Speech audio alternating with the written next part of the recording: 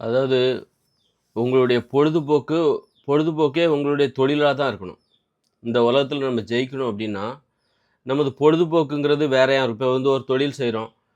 வீட்டுக்கு வந்தோனே, அதுக்கு சம்மந்தமில்லாத விஷயங்கள ஒரு பொழுதுபோக்கா நெனச்சுக்கிட்டு பார்க்கக்கூடாது. நீங்க வந்து ஒரு மருத்துவரா இருக்கீங்கன்னு வச்சுக்கங்க. வீட்டுக்கு வரீங்க. வீட்டுக்கு வந்தோனே சினிமா, சீரியல், கிரிக்கெட்டு அப்டி சம்மந்தமில்லாத விஷயங்கள்ல நீங்க தேடுறீங்க அப்டின்னா, அப்போ அது உங்களுக்கு வந்து திரும்ப பழையபடி மறுநாள் வேலைக்கு போம்போது, உங்களுக்கு ரொம்ப கஷ்டமா இருக்கும். திரும்ப உங்க மனநிலைய மாத்தணும். மாத்தி, அந்த வேலையில உங்கள ஈடுபடுத்தணும். அப்ப அது ரொம்ப கஷ்டமா இருக்கும். அதுபோல நீங்க ஒரு படிக்கிற பையனா இருக்கீங்க அப்டின்னா, உங்க படிப்பு தான் உங்களுடைய பொழுதுபோக்காவே மாறணும். வீட்டுக்கு வந்தாலும் அந்த படிப்பு சம்மந்தமான விஷயங்கள தேடுறத ரொம்ப ஆர்வமா பண்ணணும். ஒரு பொழுதுபோக்கு உங்களுக்கு எவ்வளோ சந்தோஷத்த தரும். ஒரு கிரிக்கெட் பார்க்குறது, ஒரு சினிமா பார்க்குறது எவ்வளோ சந்தோஷத்த தரும். அதே மாதிரி அதுபோல ஒரு சந்தோஷத்த உங்க சுய விருப்பத்தின் பேர்ல, நீங்க உங்க பொழுதுபோக்கா, உங்க தொழில் சம்பந்தமா, உங்க துறை சம்பந்தமான ஒரு தேடலா இருக்கணும். உங்க பொழுதுபோக்கே ஒரு துறை சம்பந்தமான தேடலா இருக்கணும். உங்க சுய விருப்பத்தின் பேர்ல. அந்த மாரி இருக்கணும். நீங்க வந்து ஒரு ம் ஒரு ஒரு இன்ஜினியரா வேல பார்க்குறீங்க. வீட்டுக்கு வந்த உடனே நீங்க என்ன பண்றீங்க? உடனே அதுக்கு அந்த இன்ஜினியரிங்க்கு சம்மந்தமில்லாத விஷயம் தான் உங்களுடைய பொழுதுபோக்கா இருக்குன்னு வச்சுக்கோங்க. வீட்டுக்கு வந்தோனே சினிமா, வீட்டுக்கு வந்தோனே கிரிக்கெட்டு, வீட்டுக்கு வந்தோனே அரசியல், உங்க உங்க துறைக்கு சம்மந்தமான விஷயங்கள தேடுவது தான் உங்களுடைய பொழுதுபோக்கா இருக்கும்போது, உங்க மனநிலை வந்து ரொம்ப சோர்வடையும். உங்க மனநிலைய மறுநாள் வேலைக்கு போம்போது, அப்போ உங்க மனநிலைய வந்து இப்போ உங்க தொழில்ல ஈடுபடுத்தணும். ஏன்னா, ஈடுபடுத்துறதுக்கு ரொம்ப கஷ்டமா இருக்கும். அப்போ வந்து உங்க மனசு தயாராகாது. அப்போ அப்போ நீங்க வந்து என்ன பண்ணணும், இந்த மனச மாத்துறது இருக்குல்ல, நீங்க வேல பார்க்குறது வேற ஒண்ணு. ஆனா, நீங்க உங்க பொழுதுபோக்கு வேற ஒன்றாக இருக்கிறது. ஒரு சினிமா இயக்குனர் இருக்காரு. சினிமாவுல வேல பார்க்குறாருன்னு வச்சுக்கோங்க. அதுதான் அவருடைய தொழில். அப்ப அவரு வீட்டுக்கு வந்த உடனே என்ன பண்றாரு, சினிமா சம்மந்தமா தேடுறாரு அப்படின்னா, அவர் வேல பார்க்குறதும் சினிமாவா இருக்கு. அ வீட்டுக்கு வந்தாலும் பொழுதுபோக்கும் அவருடைய சினிமாவா இருக்கு. அப்ப அவரு வந்து ஜெயிச்சுருவாரு கண்டிப்பா. இந்த பொருத்தம் இருக்கணும். ஒரு பொழுதுபோக்கே உங்க துறையா தான் இருக்கணும். ஒரு கிரிக்கெட் விளையாடுறாரு, அல்லது ஒரு விளையாட்டு ஒரு ஃபுட்பால் பிளேயரா இருக்கட்டும், அல்லது ஒரு வாலிபால் பிளேயரா இருக்கட்டும். அவர் பிராக்டிஸ் பண்ற வரைக்கும் அந்த விளையாட்ட பிராக்டிஸ் பண்றாரு. ஆனா வீட்டுக்கு வந்த உடனே என்ன பண்றாரு, அவருடைய பொழுதுபோக்கு சினிமாவா இருக்கு, அரசியலா இருக்கும்போது அவர் இந்த சிந்தனையில மாற்றம் ஏற்படும். அந்த தொழில் சிந்தனைங்கிறது வந்து வீட்டுக்கு வந்த உடனே கட் ஆயிடும். கட் ஆகும்போது என்ன ஆகும் அப்டின்னா, அது ஒரு சோர்வை தரும். திரும்பவும் மீண்டும் வந்து மறுநாள் பிராக்டிஸ் பண்ணும்போது, அந்த உங்களுடைய அந்த விளையாட்டுல அவங்களால ஈடுபடுத்த முடியாது. அதனால ஒரு வழக்கறிஞரா இருக்காருன்னு அப்டின்னா, அ வழக்கு சம்மந்தமா படிக்கிறாரு அல்லது வேல பார்க்குறாரு அப்டின்னா, வீட்டுக்கு வந்த உடனே வேல முடிஞ்சு வீட்டுக்கு வந்த உடனே அதுக்கு சம்மந்தமில்லாத விஷயங்கள்ல போய் அவர் தேடுறாருன்னு வச்சுக்கோங்க. சம்மந்தமில்லாத விஷயம் தான் அவருடைய பொழுதுபோக்கா இருக்கு. அந்த பொழுதுபோக்குனால அவருக்கு எந்தவித பலனும் கிடையாது அப்படிங்கும்போது, அந்த பொழு அப்போ அவருக்கு வந்து சரிவு தான் ஏற்படும். தோல்வி தான் ஏற்படும். அப்போ யார் ஜெயிச்சவங்கலாம் பாருங்க, அவங்க எனி டைம் அத பத்தியே சிந்திப்பாங்க. எனி டைம் அதை பத்தியே அவங்களுடைய பொழுதுபோக்கே அவங்க துறை சம்பந்தமான தேடலா தான் இருக்கும். அப்படி நம்ம வச்சுக்கணும். ஒரு முரண்பாடு இருக்கக்கூடாது. உங்க பொழுதுபோக்குக்கும், உங்களுடைய தொழிலுக்கும் ஒரு முரண்பாடு இருக்கவே கூடாது. ஒரு எதிரெதிர் தன்மை இருக்கவே கூடாது. அப்போ உங்க மனசு ரொம்ப சோர்வடையும். அப்ப நீங்க வேலை பார்க்கும்போது என்ன நடக்கும் தெரியுமா? நீங்க ஒரு தொழில் செய்வீங்க. எப்படா வீட்டுக்கு போவோம்? வீட்டுக்கு போனோனே நீங்க வேலை பார்க்குறது ஒரு இன்ஜினியரிங்கா இருக்கலாம், அல்லது மெக்கானிக்கா இருக்கலாம், அல்லது நீங்க ஒரு சூப்பர் மார்க்கெட் வச்சிருக்கலாம். வீ வீட்டுக்கு வந்தோனே சினிமாவுல தான் உங்களுக்கு உங்க பொழுதுபோக்கு மாரி தெரியுதுன்னு வச்சுக்கங்க. சினிமா தான் என்னுடைய பொழுதுபோக்கு. சீரியல் பார்க்குறது தான் என்னுடைய பொழுதுபோக்குன்னா, நீங்க வேலை பார்க்கும்போதே என்ன என்ன நெனைப்போம்னா, எப்படா வீட்டுக்கு போவோம், சினிமா பார்க்கலாம். எப்படா வீட்டுக்கு போவோம், நம்ம அந்த விஷயத்த ஒரு சீரியல் பார்க்கலாம், இல்ல கிரிக்கெட் பார்க்கலாம் அப்படின்னு தான் தோணும். நீங்க சூப்பர் மார்க்கெட் வச்சிருந்தீங்கன்னா கூட, வீட்டுக்கு வந்தாலும் நீங்க என்ன பண்ணணும், சூப்பர் மார்க்கெட் சம்மந்தமா இந்த உலகத்துல என்னெல்லாம் நடக்குது? என்னென்ன புதுமையான விஷயங்கள்லாம் செய்யுது? இத தேடுவது உங்களுக்கு ஒரு ஒரு சினிமா பார்க்குறது போல இன்ட்ரஸ்டிங்கா இருக்கணும். ஆனா உங்கள யாரும் கட்டாயப்படுத்தல.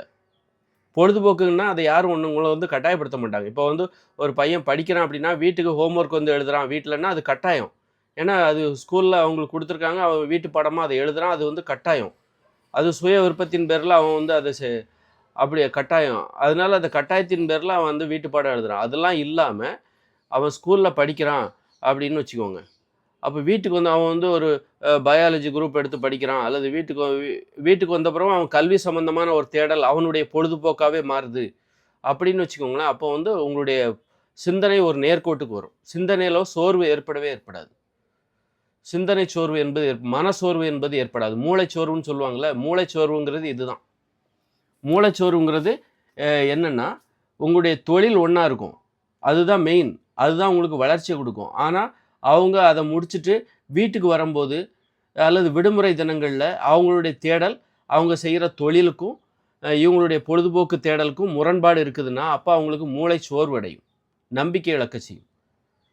அப்ப நம்ம என்ன பண்ணணும் அப்டின்னா, நம்முடைய பொழுதுபோக்கு எது? நாம ஒரு தொழில் சம்பந்தமான ஒரு தேடல், ஒரு உலகளாவிய தேடல். புதுமையா என்ன பண்ணலாம்? புதுமையா என்னென்ன பண்ணிட்டு இருக்காங்க இந்த உலகத்துல? என்னென்ன நடக்குது? அப்ப அந்த விஷயங்கள தேடுவது தான் நமது பொழுதுபோக்கு. அப்படிங்கிறதா இருக்கணும். அப்படின்னா நம்ம என்ன பண்ணணும்னா, நெறைய இந்த சினிமா அடிமைத்தனம் இருக்குல்ல, அதுலேருந்து நம்ம விடுபடணும். அதை தடுக்கிறதுக்கு எது? நீ படிக்கிற, ஆனா வீட்டுக்கு வந்தா சினிமா பார்க்குற, வீட்டுக்கு வந்தா கிரிக்கெட் பார்க்குற, சம்மந்தம் இல்லாத ஒரு விஷயத்த தேடுற அப்படின்னா, அப்ப அதுக்கு நீ அடிமைப்பட்டு கிடக்குறன்னு அர்த்தம். உன்கிட்ட அடிமைத்தனம் இருக்குன்னு அர்த்தம். நீ கிரிக்கெட்டுக்கு அடிமையா இருக்கலாம், சினிமாவுக்கு அடிமையா இருக்கலாம். அதனால தான் நீ படிச்சு முடிச்ச உடனே வீட்டுக்கு வந்தோனே, நீ சினிமா பார்க்குற, சினிமால மூழ்கி போயிடுற. அப்புறம் மறுநாள் வந்து உன் படிப்புல உன் கவனத்த திருப்புறது உனக்கு ரொம்ப கஷ்டமா இருக்கும். ரொம்ப சிரமமா இருக்கும். அப்ப அதுதான் மூளைச்சோர்வுக்கு காரணமா இருக்கு. அப்ப நீ அதுக்கு என்ன காரணம்? நீ அடிமைப்பட்டு கிடக்குறன்னு அர்த்தம். நீ வந்து இந்த சினிமாவுக்கு அடிமையா இருக்கலாம். பெரும்பாலும் மக்கள அடிமைப்படுத்துறது எது? சினிமா, வீடியோ கேமு, இந்த மாரி ஆன விஷயங்கள் தான் உங்கள அடிமைப்படுத்துது. ஆ கிரிக்கெட்டு விளையாட்டு அல்லது வேற எந்த ஒரு விளையாட்டோ உங்கள அடிமைப்படுத்துது. ஆனா நீங்க படிக்கிறதோ அல்லது செய்ற தொழிலோ வேறு வேறாக இருக்கிறது.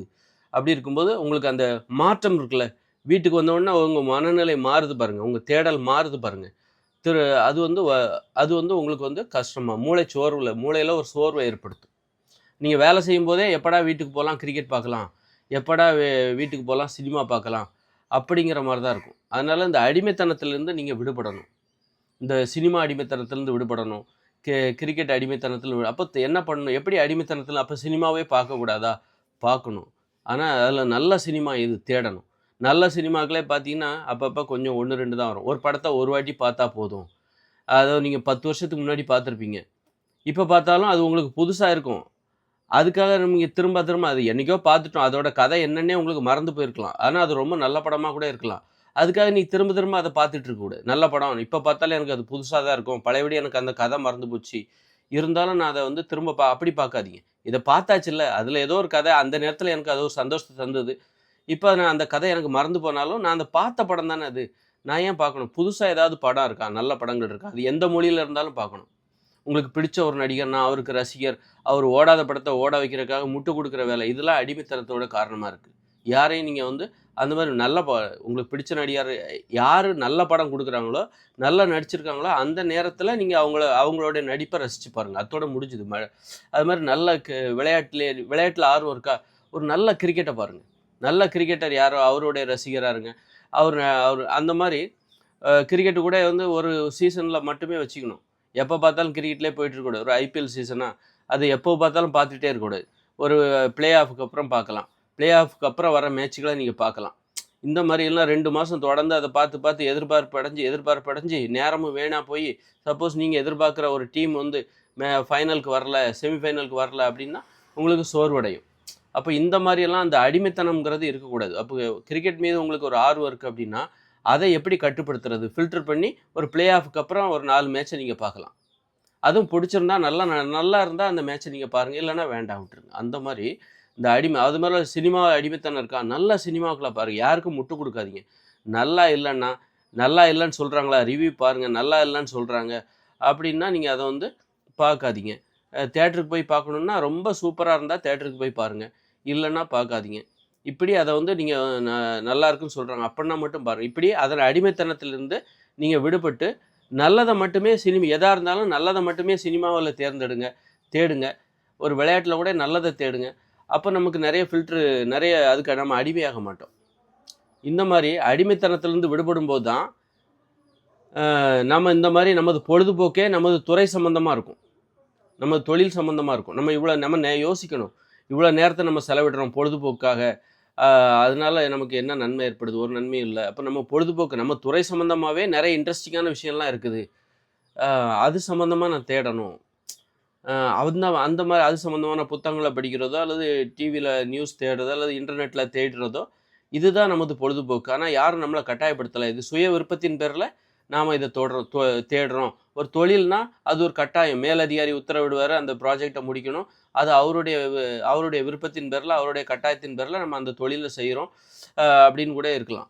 ஆனா வீட்டுக்கு வந்துட்டோம். பொழுதுபோக்குங்கிறது நம்ம சுய விருப்பத்தின் பேர்ல. யாரும் கட்டாயப்படுத்தல. கட்டாயப்படுத்தலன்னா கூட, நாம நமது பொழுதுபோக்க நமது தொழில் சம்பந்தமான ஒரு தேடலாக மாத்திவிட வேண்டும். தொழிலுக்கும் நமது பொழுதுபோக்குக்கும் ஒரு தொடர்பு இருக்கணும். நாம என்ன தொழில் செய்றோமோ, அது சார்ந்த விஷயங்கள தான் நமது பொழுதுபோக்கா கூட சுய விருப்பத்தின் பேர்ல நாம தேடக்கூடிய விஷயமா இருக்கணும். இந்த நேர்கோடு இருக்குல்ல, இப்ப மூளைச்சோர்வு என்பது நமக்கு ஏற்படாது. நமது தொழிலுக்கும், நமது பொழுதுபோக்குக்கும் ஒரு தொடர்பு ஏற்படுத்தி விட வேண்டும். அப்போ மூளை சோர்வு ஏற்படாது. பொழுதுபோக்குல ஈஸியா இணையலாம். அதுலேருந்து விடுபட்டு நம்ம தொழில்லயும் போலாம். நம்ம அப்ப எதுவுமே நம்ம தொழில் செய்யும்போது, பொழுதுபோக்கு பற்றிய நெனப்புல நம்ம தொழில்ல கவனம் செலுத்த முடியாம, எப்படா அந்த வேல வந்து விட்டுட்டு வீட்டுக்கு போய் கிரிக்கெட் பார்க்கலாம், அந்த மாரி வேற விஷயங்கள பார்க்கலாங்கிற அந்த அதனால அடிமைத்தனம் தான் நம்ம மூளைச்சோர்வுக்கு காரணமா இருக்கு. நமது பொழுதுபோக்கே நமது துறை சம்பந்தமான விஷயங்கள தேடுவதாக இருக்க வேண்டும். அதிலே இன்ட்ரஸ்டிங்கான விஷயம் இருக்கு. அத தேடுவதாக இருக்க வேண்டும். ஆனா, அதில பிறருடைய கட்டாயம் இருக்கக்கூடாது. சுய விருப்பத்தின் பேர்ல நாம அத தேடுறோம். இந்த மாரி ஒரு வச்சுட்டீங்கன்னா, மூளைச்சோர்வுலேருந்து நம்ம விடுபடலாம்.